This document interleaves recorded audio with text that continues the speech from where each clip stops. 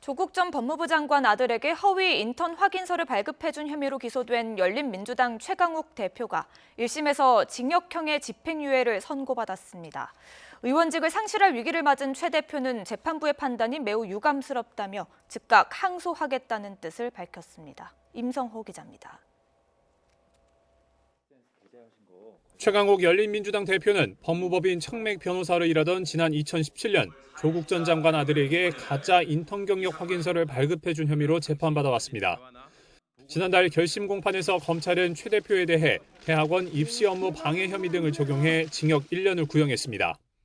오늘 선고 어떻게 생각하시나요? 네, 힘내시기 바랍니다. 어제 허위사실 유포 혐의로 기소되셨는데요. 검찰 보복이라고 생각하시나요?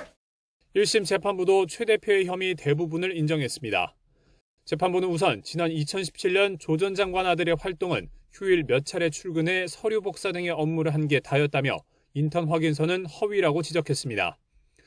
또 실제 업무 내용과 다른 인턴 확인서로 인해 입시 담당자가 오인과 착각을 하게 돼 합격 여부에도 큰 영향을 줄 수밖에 없다고 판시했습니다.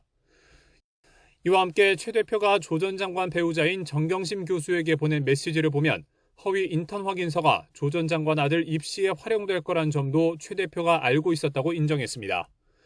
재판부는 최 대표의 행위가 입시 공정성을 훼손한 것으로 가벼이 볼 수 없다며 비슷한 행위를 예방해야 한다는 점을 양형에 반영해 징역 8개월에 집행유예 2년을 선고했습니다. 최 대표는 재판부의 인식과 판단이 매우 유감스럽다면서 바로 항소장을 냈습니다. 일단 재판부가 사용하는 용어 자체에서부터 그간의 검찰이 일방적으로 유포한 용어와 사실관계에 현혹되고 있었다는 인상을 지울 수가 없습니다. 그것이 상식에 부합하는 것인지 상급심의 현명한 판단을 구하겠습니다.